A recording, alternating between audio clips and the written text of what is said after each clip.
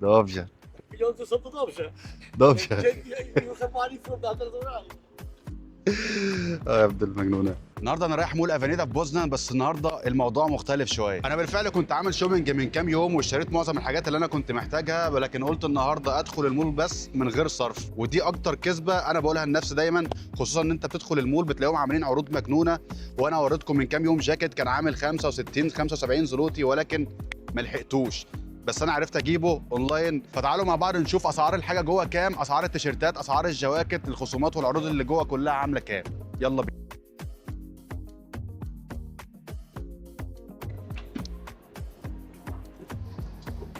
النهارده المول زحمه، خلي بالكم يا جماعه، مش بطبيعه المول انها تبقى زحمه في يوم زي يوم ثلاث كده، ولكن الناس بتيجي هنا. افانيدا ده مول من المولات بتاعه بوزنان، لان مدينه بوزنان فيها كذا مول، بس ده احسنهم وهقول لكم السبب ليه. طبعا في كذا مول هنا في مدينه بوزنان، ولكن انا اخترت النهارده مول افانيدا لان انا بشوف فيه عروض مش موجوده في اي مول تاني. بتروح هناك بتلاقي عروض وبتيجي هنا بتلاقي عروض، بس انا بالنسبه لي بحب افانيدا مول، انا شايفه عروض مجنونه. فهنشوف دلوقتي مع بعض. هنبدا ببولمبير. تعالوا نبص على اسعار التيشيرتات جوه عامله كام، لان بجد بلاقي فيها عروض مجنونه.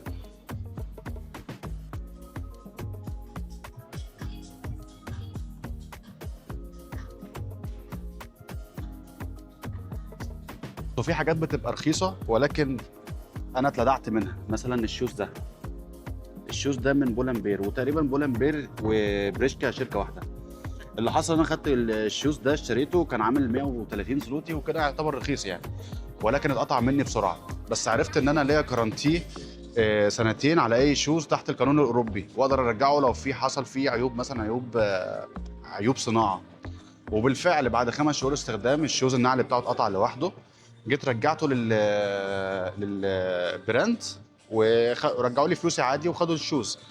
ففي حاجات في الشوزات بالذات لو هتشتري شوز لا اصرف فيه، لان الشوز لو سعره رخيص فاعرف ان خامته مش احسن حاجه، حتى لو شكله حلو زي ما انت شفت كده. بريشك. بصوا تيشيرتات من بريشكا كلها، يعتبر براند شعبي هنا طبعا يعني، وده هنا براند شعبي، ولكن بقى عنده حاجات نظيفه قوي. ده عامله 55 زلوتي. كل اللي انتوا شايفينه ده كله عامل 55 زلوتي. الشوز ده عامل كام؟ عامل 200 زلوتي. والله حلو جامد، بس لو في منه لون سيلفر انا بدور على حاجه زي كده، لو في منه لون سيلفر اخده على طول.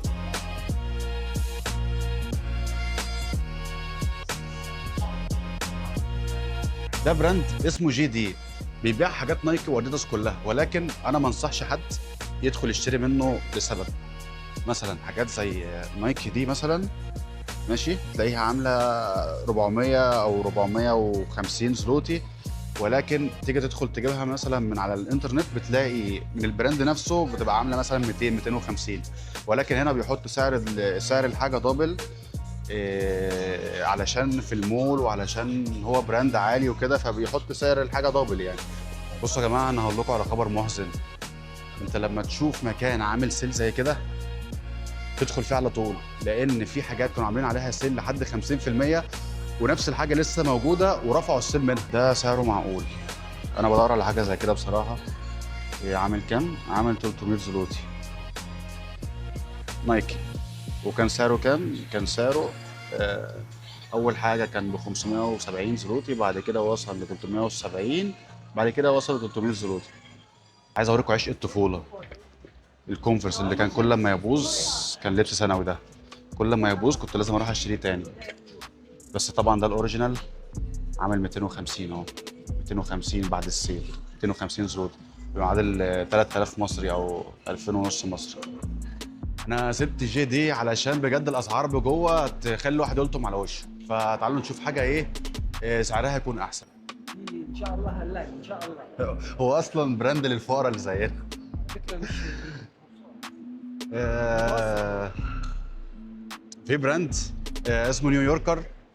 انا بحب ادخله ساعات بلاقي فيه حاجات شكلها حلو، ولكن ده يعتبر براند شعبي هنا ولكن مشهور قوي هنا. فتعالوا نبصوا مع بعض جوه. ده بقى بينزل بالسيل بتاع ابو 70% على طول، وعلى فكره بيبقى 70% بجد مش هزار، 70% 70% يعني. ده نيويوركر.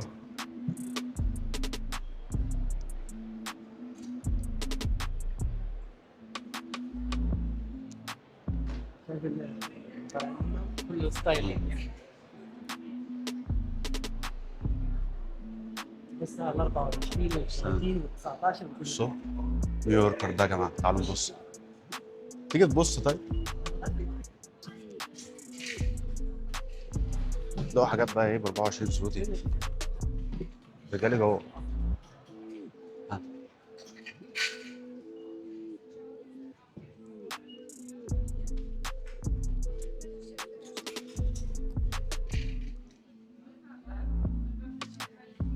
Прям вот форма хочу.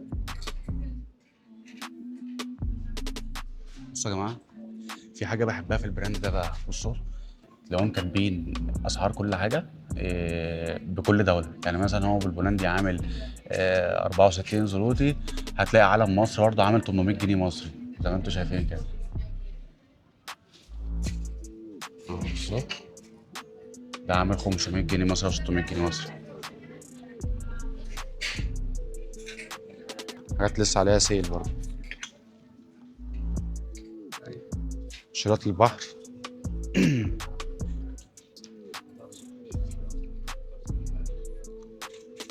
ده عامل 1800 جنيه مصري. ليه يعني؟ عشان ايه؟ نيويوركر بيبقى فيه حاجات حلوه برضه يا جماعه، شويه بناطيل حلوه قوي. بصوا خامتها بتبقى جميله كويسه جدا واسعاره معقوله يعني. هاف برايس يا جماعه. ده بقى لما بتيجي هنا امتى؟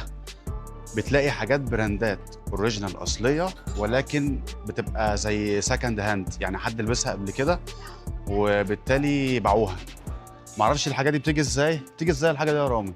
يعني دي سكند هاند، يعني حد لبسها قبل كده وباعها تاني، صح؟ لا مش فاكر. امال تبقى اصلا ادمت حاجه مثلا في المخزن بتاع البراند. ماشي، يعني الحاجه دي يا جماعه تبقى ادمت في المخزن او عدى عليها وقت في المخزن وما عادش حد بيشتريها، حاجات واقف تصنيعها بس تبقى حاجات كويسه. تمام. فبتيجي هنا تلاقي بقى ايه براندات اوريجينال بنص السعر، ولكن تبقى برضو الاسعار بحسها لسه غاليه رام. فانت بتيجي البراند ده علشان تلاقي حاجات اوريجينال بتاعت حاجات عالميه مثلا وتلاقيها بنص السعر. مكان زي هاف برايس ده لازم يبقى عندك صبر لحد ما تلاقي حاجه عليها القيمه وبسعر كويس، لانه زي ما انتم شايفين قسم كبير جدا للتيشيرتات والبلوفرات والبناطيل، فلازم يبقى عندك صبر تدور على حاجه شكلها نظيف وفي نفس الوقت يبقى سعرها ايه كويس وحنين. فمثلا هنشوف مثلا حاجه زي ايه، الحاجات بتاعته ساعات بيبقى شكلها حلو، يعني ساعات بتيجي تلاقي حاجات لقط كده، وساعات حاجات زي ما انت شايف كده. معرفش في حاجه ممكن تعجب، يعني محمد صلاح مثلا ممكن يعجبه حاجه زي كده. شفته لابس بلوفر شكله غريب قوي عن الانستجرام.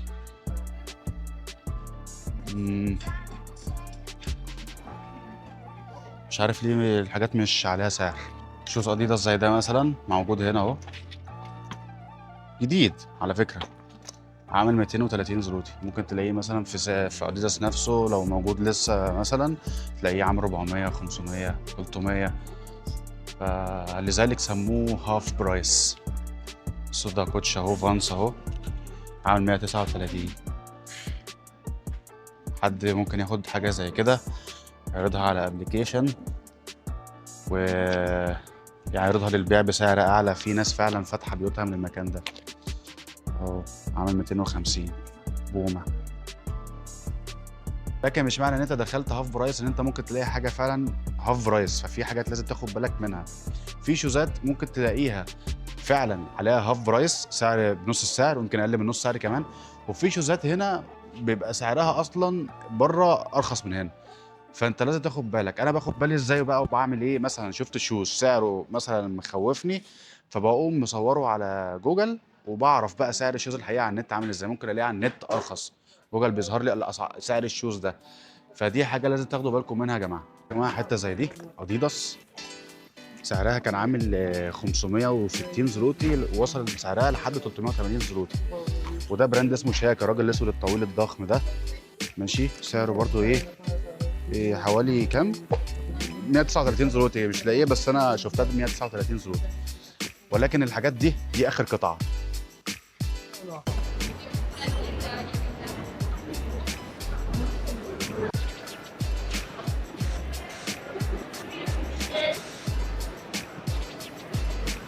دي ساعه دهب برضه يا جماعه، سعرها 21500. كل اللي انتوا شايفينه ده ذهب، ولكن الذهب هنا بيبقى سعره اعلى من السوق العالمي كمان، عشان بيبقى فينا حاجه اسمها براندات، ودي اكبر خدعه ممكن تشوفها هنا. احنا عندنا الذهب ذهب، لكن هنا بقى في ذهب براند اسمه يس، براند اسمه ابارت، وكل براند ليه سعره، لكن هو في الاخر ذهب. احسن فريق كوره في بولندا كلها يا جماعه فريق بوزنان، اسمه ليخ. ده البراند بتاعهم، براند كوره. هم فريقين مشهورين هنا في بولندا، منهم فريق بوزنان وفريق تانية مش فاكر اسمه بصراحه، ولكن ده البراند بتاعه. اوبا، فاكرين القميص ده يا جماعه بتاع مين؟ جي تي اي فايس سيتي. فاكرين اللعبه دي؟ عامل كام؟ عامل 89 زلطه. يلا نقيسه.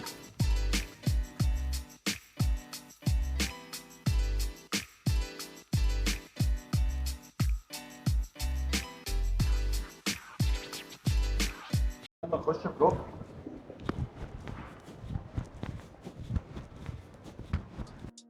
Old man hanging out the window trying to figure where the brakes at. I just picked a bunch of blow up, feeling great now. I just hit the curve fast, pulling up, it's a shakedown. Oh, you wanna get the yayo, now you're moving weight now. I just bought a Benz for a door, sell it later. All my women thick in all different flavors. All my weapons heavy, might need a translator. Oh, you wanna get the yayo, do yourself a favor. I just popped a Xan, Ritalin, and a Quaalude. Y'all are always playing, cause the money never change you. We are not the same, little buddy, I can save you. Oh, you wanna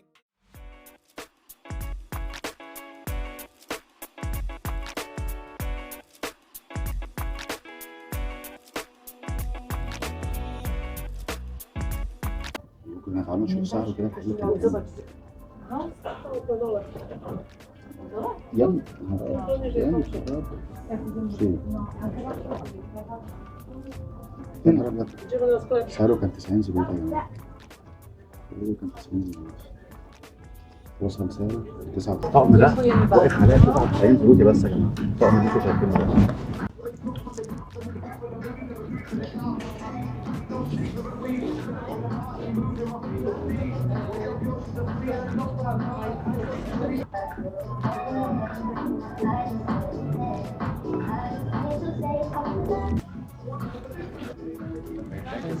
Thank you.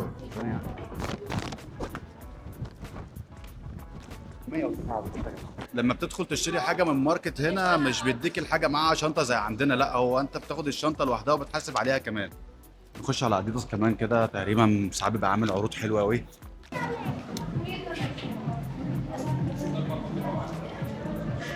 ماينس 10% يا جماعه.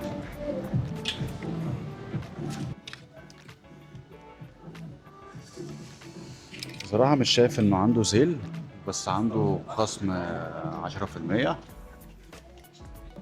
فانا شايف ان التيشيرت ده عاجبني بصراحه.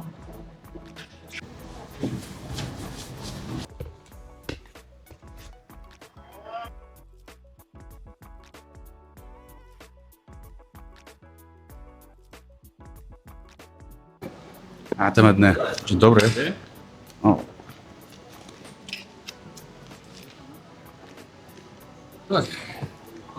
Hello. Hi. Wanna say hi? What's up? Wanna say hi? What's up? Sorry? This is for me. Alright. Actually, there is a boy working right here with you. Yeah. There is a boy working right here with you, but he getting sick of me because I Right. came here many days, Alright. and then I came here, I didn't find him because finally I take the T-shirt, you know. Alright. Was him? No, wasn't him. No, it wasn't him. So that's cool that he's not here. Yeah. Guess. Can you guess? From the accent. From the accent, yeah. USA. USA? No, I'm not from USA. Most of people saying that I'm from Spain or something like that, but Spain. I still know. No. Mexico. Well, I'm gonna say I'm from Egypt. Egypt, Tak, okay. Tak. You look like. Yeah. Okay, cool. Have you ever been in Egypt? Have you ever been in Egypt? I've been. Hi. Really? What's up? I wanna say Really? hi. 3 times. Yeah, that's cool. Dope country. You like it? Yeah, I like it. That's cool. That's really cool. I'm living in Poland anyway. It's dope country too. Yeah. Yeah.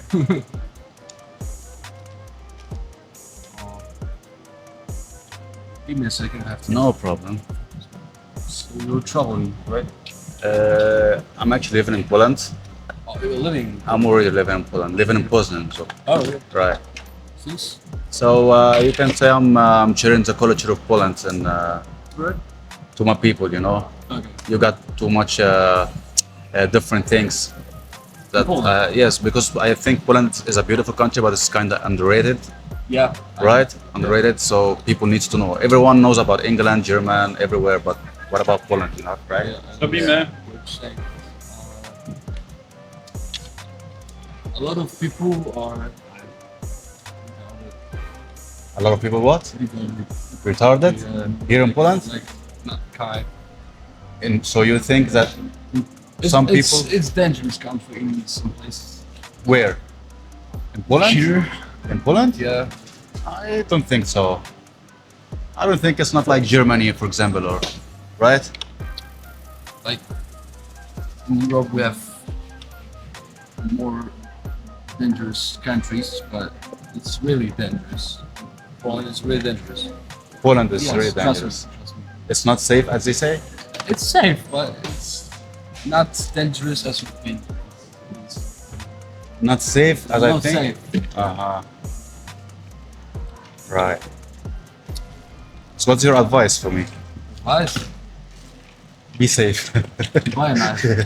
Buy a knife. Buy a knife. Yeah. Is to buy a knife here is legal? It's legal to buy a knife right here. Kitchen knife is legal. A kitchen knife. You can hide it. Okay. Sneak with me. Well, no. هو شايف ان بولندا مش سيف زي ما احنا شايفين. Terrible. Are you I paying can by card? I'm gonna buy by cards. Card. Right. I might have to use Adidas application or something. Is it gonna help? No, right? Okay. Okay. So, right. 120. Okay. Nice.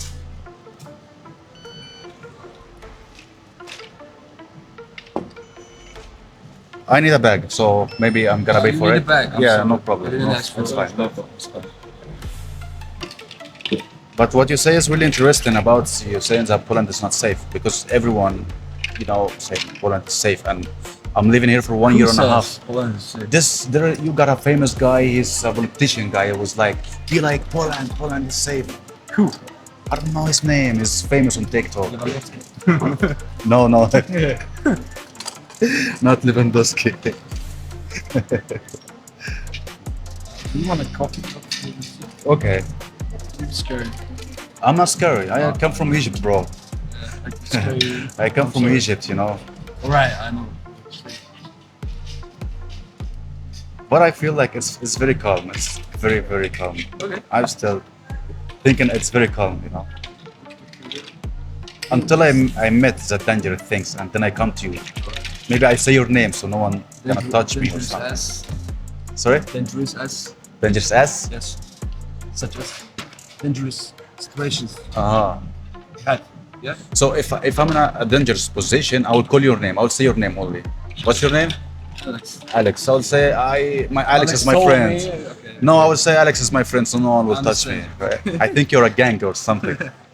I'm not. Okay. I know.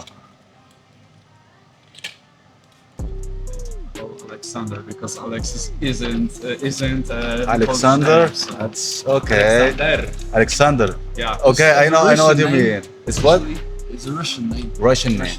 Alexander? It's not only Russian name. You got Alexander It's in Russian Egypt too. name. Yeah. Here we go. Did I pay? Yeah. Okay. You did. Thank you, Alex. Nice to meet you. Bye. Bye bye. Nice to meet you, bro.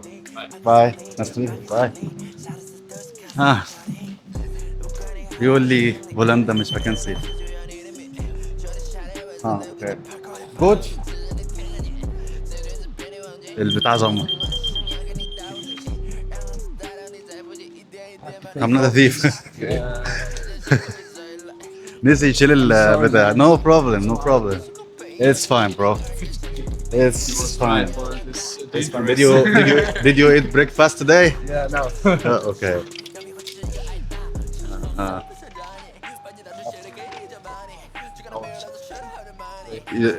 That's fine. It's fine. I was in your position before. I worked as a shop clothes, and now I am a barber, and yes, and I'm a tuber too. Yeah. Have your own business? I'm about to make my own business because I've been only 1 year and a half in Poland, so I need to understand the people brain, right? Yeah, yeah. It will be in Poznan too. Okay. Okay. No problem. So this is mine. Okay. So you wanna Instagram or something?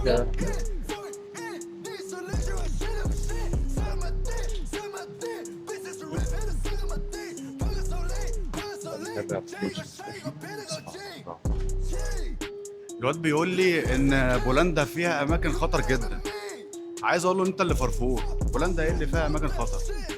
بجد عمري ما سمعت ان في مكان خطر في بولندا يعني.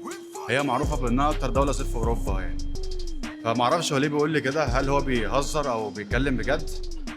وهو اكيد في اماكن خطر هنا بس مش لدرجه انها تبقى خطر يعني.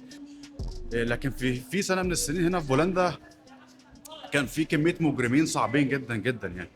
ممكن تقابلك مشاكل بالذات بتوع اللي هم بالذات السكرانين يعني. لكن بولندا مش دولة، في أماكن في أوروبا فعلا صعبة جدا تدخلها، ولكن مش في بولندا يعني. فقشطة.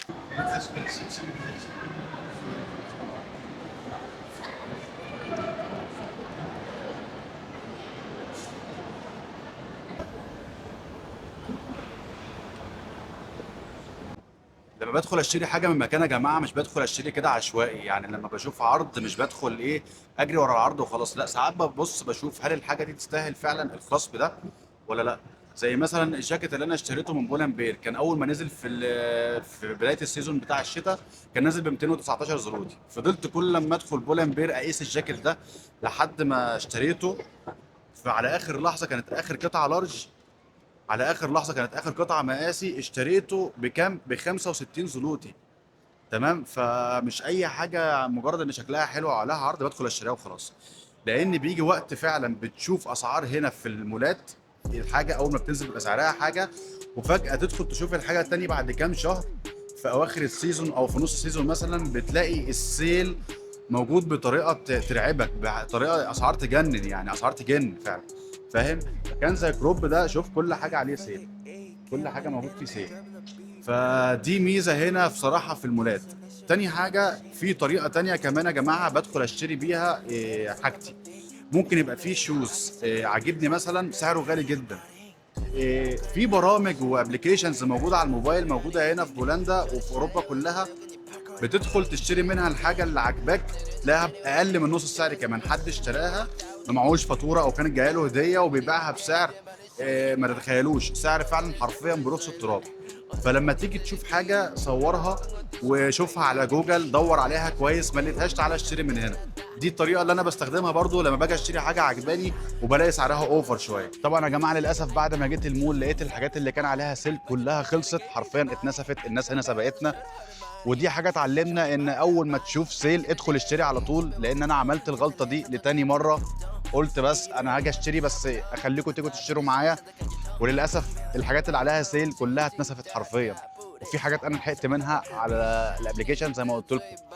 فدي حاجه اتعلمنا ان اول ما تشوف سيل على طول ادخل اشتري، لان السيل ده في حاجات بيبقى عليها سيل ويشيلوا السيل تاني، لان السيل بيوصل ل 50% و40 و30%. ممكن تلاقي تيشيرتات عامله 13 و14 زلوتي.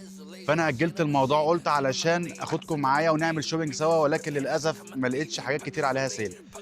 فدي غلطه، واوعدكم ان انا هعمل لكم فلوج تاني في سيل. وده كان يومنا يا شباب النهارده في مول افانيدا. فلو بتحبوا الانواع دي من الفلوجات سواء مولات، اماكن جديده، عروض، مقارنه مثلا ما بين اسعار اللبس بين دوله ودوله، فممكن تكتبوا لي تحت في الكومنتس. واشوفكم في فيديو جديد. باي باي.